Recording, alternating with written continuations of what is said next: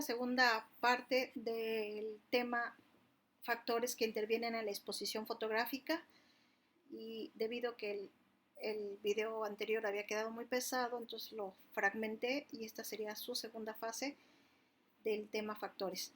Eh, Vamos a empezar por una parte medular que es definir qué es el diafragma. Bueno, para hacerlo quizás de manera más sencilla voy a hacer una analogía. El ojo humano está conformado por varios órganos que lo conforman, pero el que digamos que es más visible porque incluso nosotros mismos lo observamos es el iris. El iris es ese pequeño miembro que te permite cerrar y abrir o dilatarse cuando hay mucha o poca luz. Digamos que el objetivo de la cámara tiene también su propio diafragma o su propio iris. Obviamente no lo hace de manera sola o de manera natural como lo hace el ojo humano. Sí requiere que nosotros podamos operar la cámara y darle la orden para que se cierre o se abra. Pero no solamente eso, no estamos controlando solamente el paso de luz a través del objetivo, sino que también vamos a estar controlando otros factores o recursos técnicos que vamos a ver con ejemplos más adelante.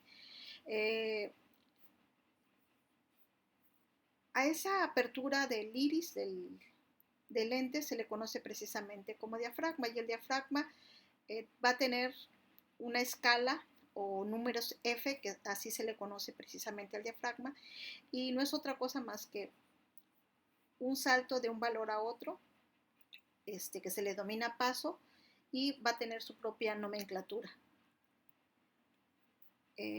Estos son, digamos, los valores más comunes que podemos encontrar en una cámara fotográfica. Aquí se hace más visible cómo precisamente el objetivo, cuando tiene un valor de 1.4, es decir, un valor pequeño, es cuando está más grande el diafragma o más abierto, y cuando tenemos el número más chiquitito, el número más grande y el orificio más pequeño, es precisamente cuando está más cerrado el lente. Nosotros, ¿cómo vamos a poder controlar eso dentro de nuestra cámara? Para eso están los modos, pero bueno, ahorita les voy a explicar primero que la escala, por ejemplo, de los números F o de los números de diafragma típica, no quiere decir que ustedes en su cámara de repente van a encontrar otros valores que dicen, bueno, ¿por qué mi cámara no tiene este número que la maestra nos dio? Porque va a depender también de la marca de la cámara o la marca del objetivo, va a depender también del tipo de longitud focal, o sea, entran muchos factores por los cuales posiblemente no se van a encontrar todos estos números que aquí tenemos, pero son los más comunes. Digamos que casi siempre, casi la mayoría de las cámaras termina, es decir, cierra todo su diafragma con un 32. Eso sí, no todos llegan a abrir hasta 1.4. Incluso hay cámaras que todavía abren un paso más o objetivos que abren un paso más. Son muy raros, pero sí los llega a ver en el mercado. Son los lentes más costosos y creo que ya en fotografía digital no abre tanto el diafragma, si acaso lo más abierto que llega a abrir hasta 1.4. La mayoría de los objetivos, o por lo menos los objetivos más comunes que trae integrada la cámara cuando nosotros la compramos, te dan valores de 4, de f4 o 5 o 5.6, es lo máximo.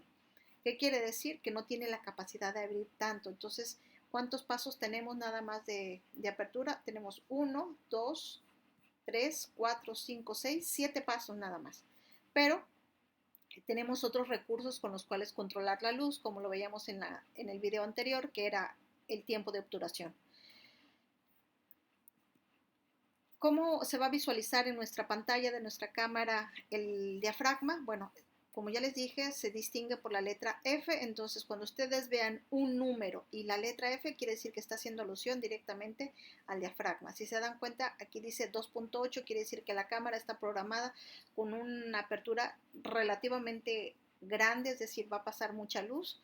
Y también aquí me va a estar indicando, como lo vimos en el video anterior, me está indicando la fracción de la velocidad de obturación con la que está programada la cámara, es decir, es un 320 de segundos. Y está también programado un ISO, que es el tercer factor. Digamos, en esta parte de la pantalla se muestran los tres factores que controlan la exposición, que es la velocidad o tiempo de obturación, el diafragma y la sensibilidad del ISO. ¿Cómo le voy a hacer para yo poder controlar, digamos, este número que aparece aquí en mi pantalla? Bueno, es muy sencillo. En el dial de modos, que se encuentra en la parte superior de su cámara, por ejemplo, si tienen Nikon, van a poner el modo en la letra A, y si llegan a tener Canon o Sony, lo van a poner en la letra AB. Eso significa que cuando la cámara está en esa letra, es cuando tú vas a poder controlar el diafragma, es decir, cuánto quieres abrir y cuánto quieres cerrar.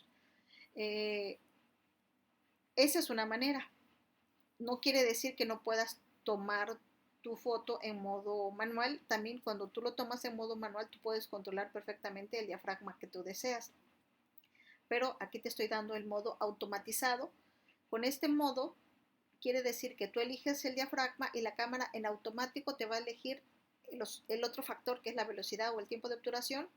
Te va a elegir la velocidad para que tú no te preocupes tanto de si está bien o no de luz, porque la cámara está haciendo el ajuste necesario de acuerdo al diafragma que tú hayas elegido.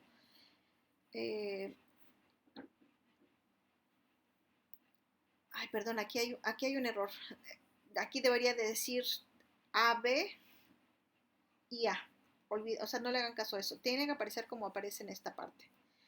Bueno, como ya les expliqué, también se puede hacer a través del modo manual, como tú puedes controlar ese diafragma.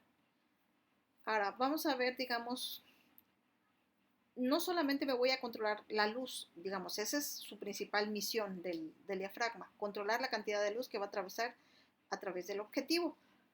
Pero con ello, también cuando tú eliges un determinado número, vas a poder producir determinado efecto técnico. Los diafragmas cerrados son los que van a producir lo que se conoce como profundidad de campo, y los diafragmas más abiertos van a producir lo que se conoce como foco selectivo. ¿Cuál es uno y cuál es otro? Bueno, se le llama profundidad de campo al efecto que te permite que tanto el objeto más cercano a la cámara como el objeto más lejano a ella se encuentran perfectamente enfocados. En cambio, se conoce como foco selectivo cuando únicamente un solo objeto o sujeto se encuentra nítido y todo lo demás aparece difuso en el fondo, o puede ser que aparezca en la parte, en los primeros planos de la fotografía. Todo depende a quién hayas tú elegido como enfoque. ¿Esto por qué sucede? Porque la cámara no tiene la capacidad que tiene el ojo humano. Nosotros siempre que volteamos a cualquier lugar, ya sea estamos enfocando un objeto lejano y un objeto cercano, el ojo inmediatamente hace el ajuste, o sea, siempre vamos a ver enfocado. Nunca vemos como todo el fondo borroso y un objeto completamente centrado. ¿Por qué? Porque el ojo siempre está enfocando. Eso no lo hace la cámara solamente enfoca un punto, entonces tú tienes que en un momento dado elegir si quieres un solo punto enfocado, como en este caso, y que lo de atrás aparezca borroso, o puede ser que optes al revés, que el objeto primero salga borroso y que lo de atrás salga enfocado. Eso lo vas a decidir cuando tú usas un diafragma específico. Entonces, que quede claro que los diafragmas más abiertos, llámese 1.4, 2, 2.8, es como lo ideal, es cuando tú quieres hacer el famoso foco selectivo. Y recomendamos de un 8 hacia acá, un 8 hacia el 32, cuando tú quieras lograr profundidad de campo. Entonces ya quedamos claro que el diafragma no solamente controla la cantidad de luz que entra a la cámara, sino que también va a determinar el efecto técnico de profundidad de campo y el efecto técnico de foco selectivo. Pero vamos a ver en concreto qué es a lo que se conoce como profundidad de campo. Bueno, la profundidad de campo se entiende de manera muy tradicional, sobre todo en cuestiones de óptica fotográfica, al espacio que tanto por delante y por detrás del plano o el objeto que hayas decidido enfocar va a salir nítido, es decir, va a salir perfectamente enfocado, visible, detallado. La profundidad de campo se define tanto como entre la distancia que hay entre el punto más próximo y el más alejado del sujeto que aparece aceptablemente nítido. Bueno, te lo explico quizás a través con esta imagen. En esta imagen nosotros podemos ver perfectamente que desde esta parte de la foto hasta lo más profundo de ella, todo se ve nítido, ¿sí? Se ven las texturas, nada se ve desenfocado. Para lograr este efecto, lo recomendable es cerrar todo el diafragma. Obviamente, al cerrar el diafragma es necesario que tengas muy buena luz, porque al cerrarlo obviamente le estás quitando luz a la escena. Entonces es recomendable para este tipo de fotos que cierres lo más posible el diafragma. Entre más la distancia haya en el último objeto con el primero que sale en tu foto, entre más largo sea esto, más necesitas cerrar el diafragma. Si digamos que únicamente te interesa sacar estas 3 columnas enfocadas, pues es muy poco el espacio, entonces no necesitas poner un diafragma 32, quizás con un diafragma 8 ya lo logres. ¿Por qué? Porque la distancia que hay entre el primer plano y el último es muy reducido.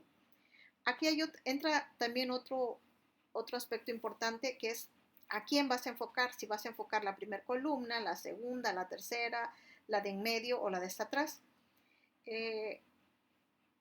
La cámara fotográfica enfoca de una manera muy curiosa, o sea, siempre va a enfocar un ejemplo. Si tú enfocas esta columna, te va a enfocar un tanto hacia el frente y el doble hacia atrás. Es decir, si tú eliges tu enfoque, esto va a salir nítido y posiblemente las 2 columnas también de atrás, pero ya no van a salir nítidas las de acá atrás. ¿Por qué? Porque eso es lo que hace el objetivo. Elige un punto y de ese punto lo duplica la nitidez hacia atrás, y solamente una porción de eso que duplicó hacia la parte trasera lo enfoca en la parte delantera. Vamos a ver un ejemplo. Más adelante, ahorita se los voy a poner con otra gráfica para que quede muy, muy claro. Pero bueno, aquí hay 3 factores que intervienen de manera muy clara para yo lograr ese efecto que se conoce como profundidad de campo. Una, la apertura del diafragma, que cómo tiene que estar cerrado completamente o lo más cerrado posible dependiendo la distancia que haya entre tu primer punto y el último. Aquí también interviene otro factor, que es la distancia focal. ¿Qué es la distancia focal? Dice, a menor distancia, mayor profundidad de campo. Los objetivos pequeños dan una mejor profundidad de campo. ¿Qué se refiere con los objetivos pequeños? Hay lentes que son extremadamente largos, eso seguramente los han visualizado. Esos lentes no te sirven para hacer profundidad de campo. ¿Por qué? Porque al contrario, favorecen mucho el foco selectivo. Nacieron para hacer foco selectivo. Hay un teleobjetivo que se conoce con el nombre de gran angular. Ese perfectamente te va a servir para hacer profundidad de campo, pero nunca te va a servir para hacer foco selectivo, obviamente.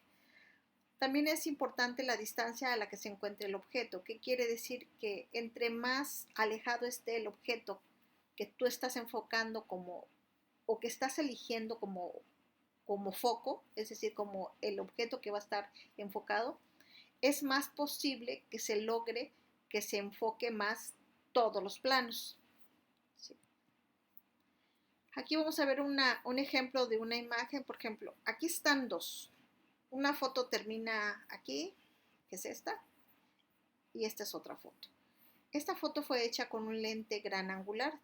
¿Por qué sé que es con un lente gran angular? Porque incluso su ángulo se ve, o sea, te permite ver mucho espacio en ella. Estos lentes, los lentes gran angular, de manera natural acentúan la profundidad de campo, como aquí lo dice. En cambio, cuando tú tomas con un teleobjetivo, es decir, con un lente muy largo, ¿qué estamos haciendo? Pues lo que estamos haciendo es haciendo foco selectivo. Como se pueden percatar aquí, la chica es la que está enfocada y todo lo que está a la distancia de la chica va a salir enfocado, pero lo que empieza a estar atrás de ella queda desenfocado. Y quizás también lo que está un poco al frente también va a quedar desenfocado. ¿Por qué? Porque obviamente el objetivo no tiene la posibilidad de enfocar todos los planos, como ya se los dije, porque son lentes de distancia focal muy larga. A esto me refiero. Este sería un ejemplo de foco selectivo y este sería un ejemplo de profundidad de campo.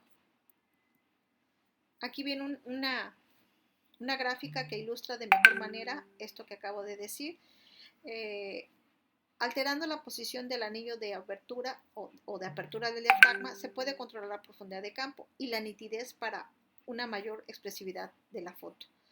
Observa el valor F y la sombra verde indica la profundidad de campo. Por ejemplo, este objetivo dice que está con un diafragma 2.8 y si se dan cuenta, esta sombra que se ve aquí detrás del payaso implica qué tanto va a salir enfocado tanto por delante como por detrás del payaso.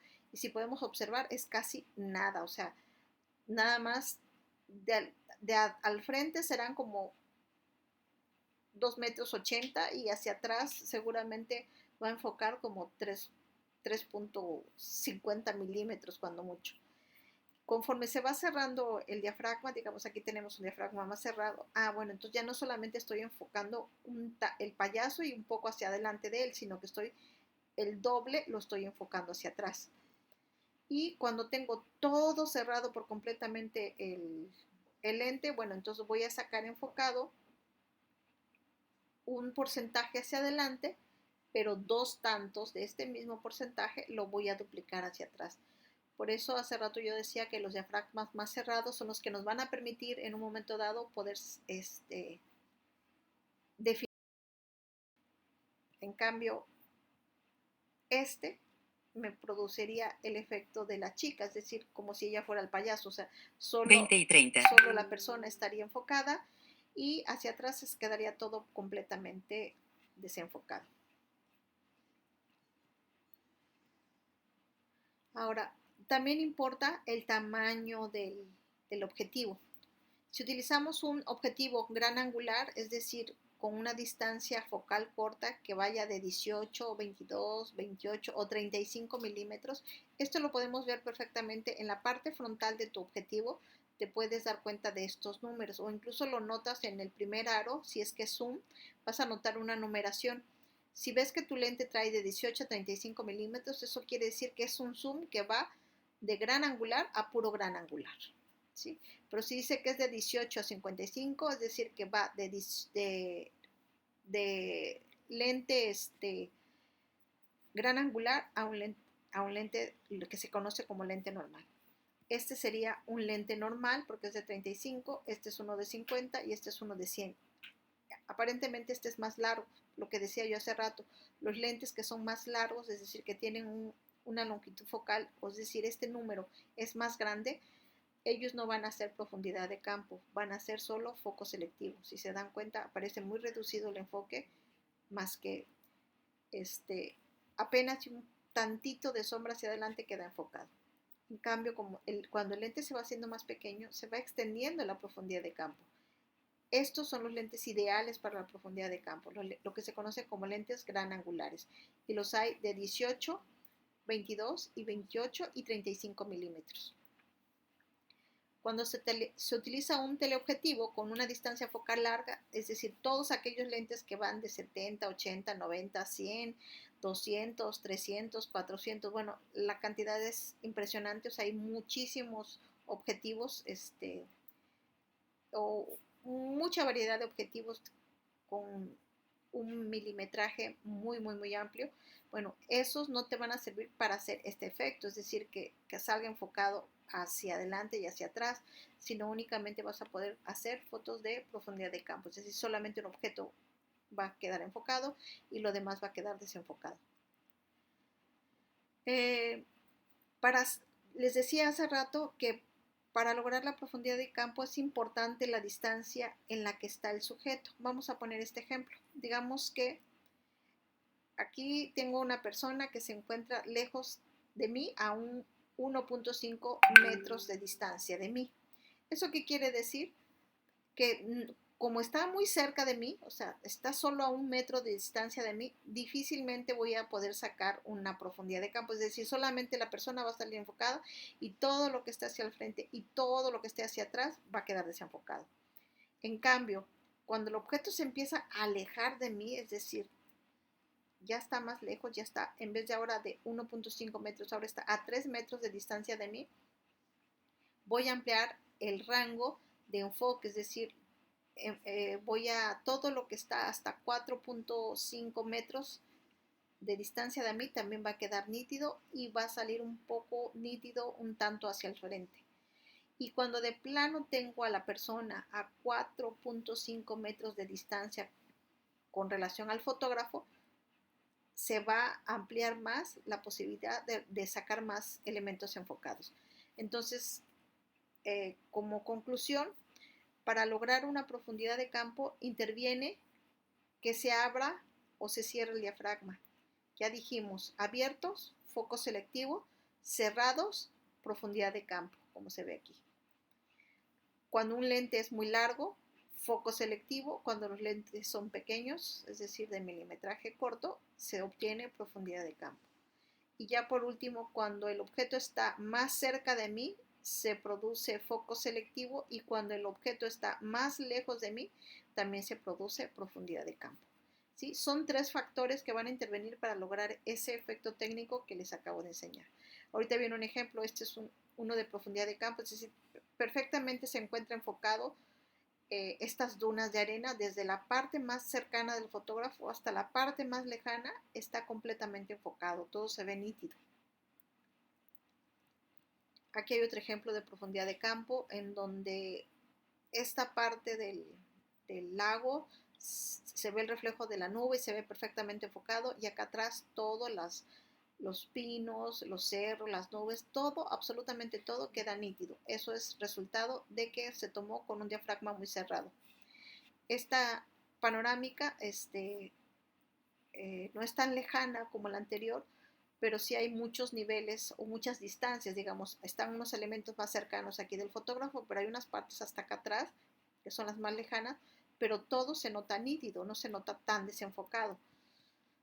En este ejemplo, que fue tomado a través de un tubo como de asbesto o un tubo de esos de drenaje, la parte interna del tubo se ve enfocada, la parte mediana después del drenaje se ve enfocada, pero también se fue enfocado todo lo de atrás, incluso hasta las partes más lejanas quedan nítidas. Eso es resultado de que se cerró mucho el diafragma. Vamos con el efecto opuesto a la profundidad de campo, que es el foco selectivo. De alguna manera ya tienen una idea de qué se trata. El enfoque selectivo es una técnica que se usa precisamente en fotografía cuando nosotros queremos destacar algo, es decir, queremos solamente enfocar una parte, un área, una escena, y queremos que todo lo demás quede completamente desenfocado. ¿Por qué? Porque no me interesa, porque quiero, al contrario, quiero crear ese efecto poderoso que tiene este recurso técnico, que hace que concentres la atención del receptor en una sola parte.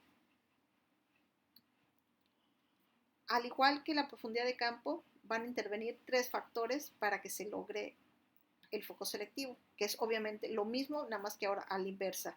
Necesitamos abrir más el diafragma. Entre más abierto esté el diafragma, más se va a enfatizar un solo punto y lo demás va a quedar más desenfocado. Necesitamos también que el objeto, entre más me acerque yo al objeto que quiero tomar, también puede ser que se enfatice más ese foco selectivo. O si yo esta era la distancia del objetivo, es decir, la distancia focal. Si el objetivo es muy, muy, muy largo, con más seguridad puedo lograr el foco selectivo. Cuando el sujeto se encuentra también muy cerca a la cámara, se produce más el foco selectivo. Y esto ya lo habíamos visto anteriormente, o sea, digamos, es nada más que repetir. Si quiero ahora el otro efecto contrario, utilizo los diafragmas más abiertos. Y vamos a ver ejemplos. Por ejemplo, esta apertura es más abierta que esta de 16. Ya dijimos que los números chiquitos son los que dejan pasar más luz y los números más grandes dejan pasar menos luz. Como deje pasar más luz, entonces produce el ejemplo de foco selectivo, es decir, solamente está enfocada el primer plano y todo lo demás empieza a quedar perdido, difuso. Conforme empiezo a cerrar el diafragma, se empieza a alargar más, o sea, es decir, ya logro ver un poco más enfocado la segunda hilera de tomates. En cambio, ya en la última, que está un diafragma todavía más cerrado, veo completamente enfocado ya lo de atrás.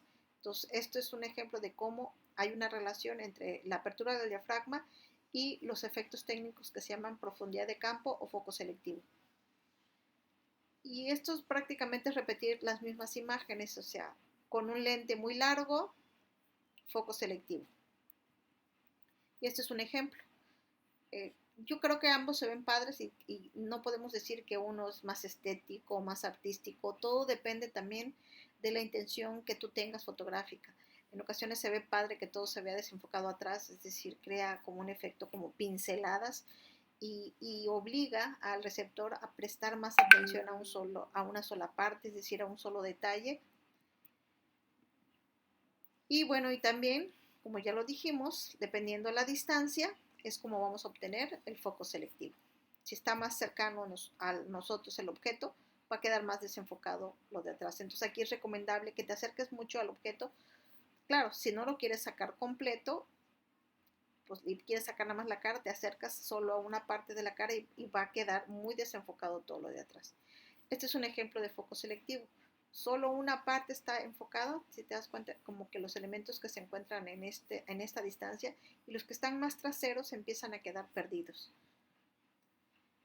Ese es el último factor, perdón, el último efecto que se logra con el diafragma y lo vamos a dejar hasta aquí porque en el siguiente video vamos a grabar el tercer factor que es el ISO.